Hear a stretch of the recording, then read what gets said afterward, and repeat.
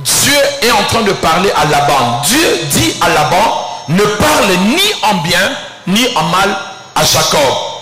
La question que je me suis toujours posée, pourquoi Dieu interdit à Laban de parler même du bien à Jacob? Laban est un sorcier, c'est l'oncle de Jacob, mais un sorcier.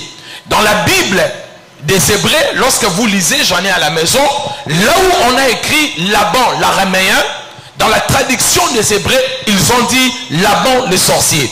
Son oncle était un sorcier et il était un vrai idolâtre. Lorsqu'il veut parler la nuit, dans le songe, il voulait invoquer des esprits et lancer le sort. Dieu a dit, ne parle ni en bien ni en mal. Faites attention, mes bien-aimés, avec les paroles. Les paroles ne se perdent pas. En fait, ce que je voulais dire, c'est ça. Les paroles ne peuvent pas se perdre. Les paroles s'accrochent toujours quelque part. Lorsqu'on prononce une parole contre vous, cette parole peut s'accrocher sur vous. Dans l'histoire biblique sur les paroles, d'abord, regardons dans Genèse chapitre 1er. Quand Dieu crée, Dieu a fait une seule chose quand il créait, il n'a que parlé. Genèse chapitre 1, verset 3, jusqu'au verset 26, Dieu ne fait que parler. Dieu a parlé au moins 11 fois entre Genèse chapitre 1er, verset 3 jusqu'au verset 26. Dieu ne fait que parler. Au verset 3, la Bible dit, Dieu dit. Et la Bible dit dans le verset d'après, puis Dieu vit. Il a vu quoi? Il a vu ce qu'il avait dit. Tout ce que nous disons devient une vision. Ce que nous proclamons, ça s'accroche quelque part. Les paroles ne se perdent pas, mes amis. Jésus, un jour, il a vu un arbre. Il a parlé sur cet arbre. Il a dit que personne ne mangera de ton fruit. La parole s'est accrochée sur cet arbre-là et la parole a séché l'arbre. N'est-ce pas, Jésus a dit que mes paroles sont esprit et vie. Chaque parole, derrière une parole, il y a soit un esprit divin, soit un esprit satanique qui court derrière la parole vers son accomplissement. Lorsque Ézéchiel a parlé dans 37 sur les ossements desséchés, il a parlé la parole, les ossements ont entendu la parole.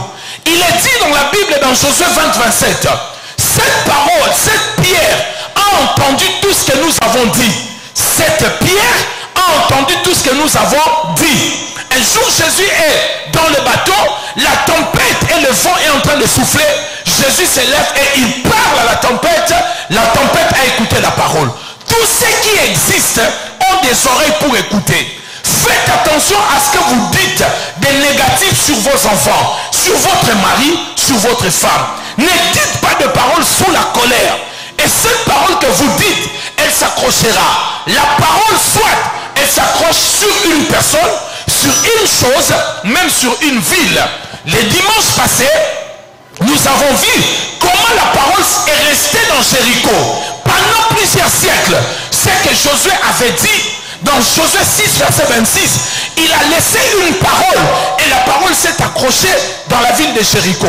Certaines personnes, vous êtes victimes de paroles méchantes que les gens ont dit contre votre famille, que les gens ont dit contre vous, que les gens que vous avez déçus, les gens que vous devez de l'argent, ils ont dit des paroles contre vous et ces paroles s'est accrochées dans votre vie. Je me tiens aujourd'hui comme un roi de l'Éternel, j'annule toutes les paroles qu'on a prononcées contre vous. Je n'ai pas entendu ton amen. Lève ta main, dis mon Père Céleste, au nom de Jésus de Nazareth, tout ce qu'on a dit contre moi, par les sorciers, en bien comme en mal, j'annule cela.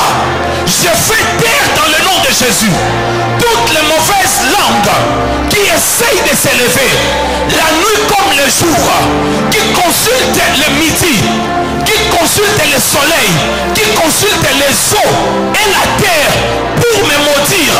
Au nom de Jésus de Nazareth, j'annule toutes les paroles méchantes qu'on a prononcées sur ma destinée, sur mon travail, sur mon business, sur ma santé.